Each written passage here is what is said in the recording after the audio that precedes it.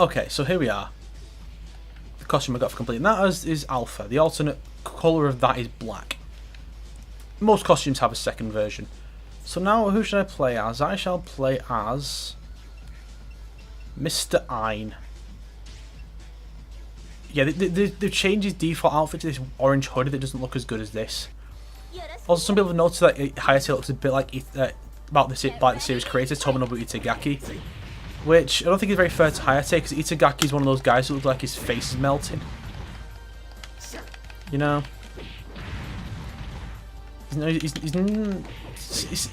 see it more with his trench coat from DOA 3, where you can unlock that outfit. But yeah, here just like looks like a guy. What a good battle! That was good, wasn't it, Mr. Hayate? I think this gi is the outfit you unlock in this version now. Boom. His fights were due pretty early on. Let's go! Bloody hell, I thought I was playing as Ryu then. I went to move in the wrong direction. Yeah, always kick him through the window. It's always a good way of doing things. They should put in some stages from like Ninja Gaiden. Well, they did that with DOA 5 Ultimate. Come on, see if we can do a counter. Yes! One counter in this entire playthrough. My wounds ache. And then we get this really awkward scene of... I mean, I guess it's supposed to be a vision, but it's like, what is he aware that Hayate can envision him? Like, if he is he just taunting him, or is he just fucking about and doesn't realise Hayate can see him? It's like, oh, look at me. And Hayate's like, what the fuck was that, man? It's a very good question. It's a very, very good question. Yorite Zach. Let's do this. They actually changed Hayate's style though after this game. Ein exists as a separate character in every title since except for 5. Now his moveset's been changed to a Mon Ninja style. It's kind of like a start across between this style and Kasumi's, which makes sense. I mean, even if you did amnesia, learn a new martial art, then get your memory back and regain your old style, you'd still implement some of the good moves from the new style, wouldn't you? So this is Eleanor. Yeah, she's linked to Doatek, and she's kind of become one of the series' main characters at this point. And I like her. She's one of my favourite characters. Not the favourite, but we'll get to my actual favourite later. Oh shit! Oh shit! I do like how everything just explodes when you smash people, but when you end a fight with a blast like that, as you can see, there's no replay at all. I don't know why. There just isn't. Ayane has found him. Now I think Ayane has Genra's mask attached to a belt. Which I'm not entirely sure. And this is a default outfit in DOA 4 as well. You know. And I don't like that. I don't like when they keep putting the characters in the same outfits. I mean, it's good having a theme for an outfit, but just having the same outfit every time, it's just boring. Ah! She's kicking my ass, and I win. Everything is coming together. Whatever that means. I wonder if they changed his default outfit because of the mesh vest thing. Looks weird. It's just not good.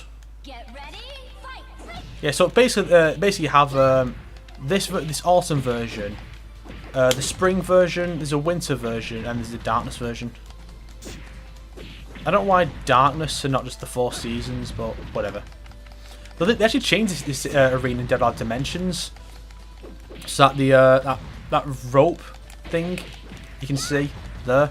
You can actually get knocked over that in Dimensions.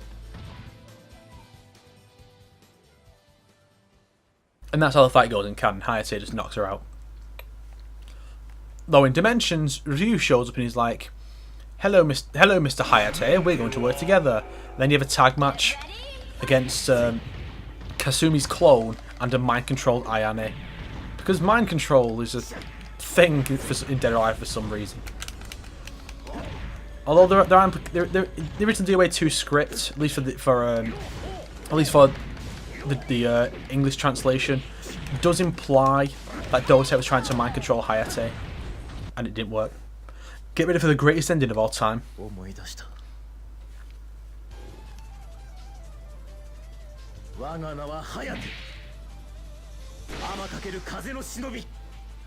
And that's it. The endings are so shit in this game. One problem is the fact they're all done in engine.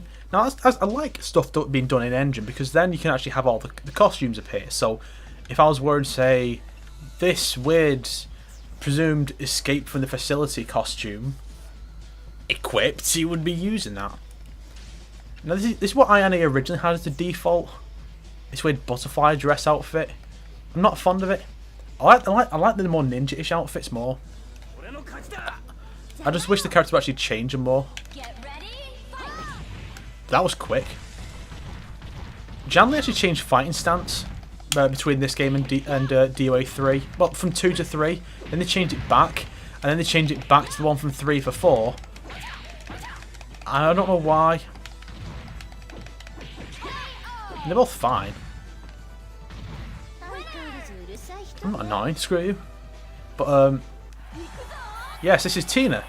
She's blonde now. And you might notice there's a different announcer. Because when you use... They always have, like...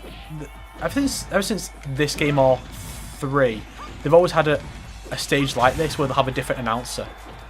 Actually, with the time with this game, you can actually unlock some of the characters doing the announcer voice. And yeah, that's before Arc System Works started doing it with Blaze Blue. But if Arc System were doing it with Guilty Gear, then they probably did it first. And this bit's weird. So Ellen is trying to find out who killed her mother. And it's pretty obvious. Like, you do get a scene to explain it a bit better. But just from that scene, it's obvious that it's not Ayane who killed her. I mean, it makes absolutely no sense that she would do. I mean, what reason could she possibly have for it? Ayane's moveset has this gimmick of having a lot of moves based around facing away from the opponent, which are tricky to pull off because it's more difficult to move around, and you take more damage when you get hit from behind. Like, I like this arena because you can knock them 2 different directions. First is this way, if you can just get him off the edge. Well, from here there's 2 different directions as well. And I'm going to have to watch the replay to see it. He falls. Oh. And they can knock him 2 ways from there, I think. Yeah, I don't know why Ayane has purple hair and red eyes. Like, no one else is like that. Even the mythical Tengus. Actually, this scene's actually kind of interesting because it's one of the few where there's a different cutscene for both versions of the fight. Not only that,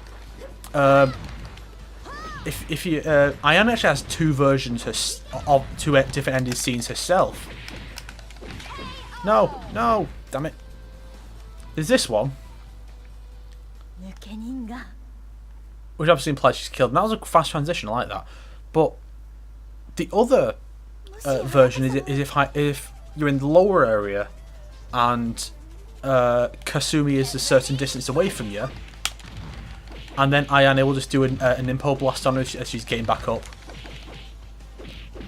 Damn it! Yeah, that's it. The move I was trying to do it's tricky because of that move I was doing, that spin move with the kick at the end. I mean, she don't say anything. She just leaves Hayate. Yeah, that makes sense. So at least Kasumi's excuse that Tengu's shows up right away. Or Ryu's like, I'm trying to kill Tengu. Ayane's just like, whatever, I'll just leave him. Shit. Even though there is the very strong implication that Ayane is actually in love with Hayate. Yeah, they're half siblings, but she's in love with him. I mean, I guess it's supposed to have started developing. The feeling's supposed to have started developing before she found out she was his sister, or something. But yeah, I don't get this. Like, is it implying she's going to take on the evil power of the Tengu, or what? Yeah, the DOA movie just said, fuck it, the two aren't related, they're just lovers, which I guess makes sense. Certainly not as creepy.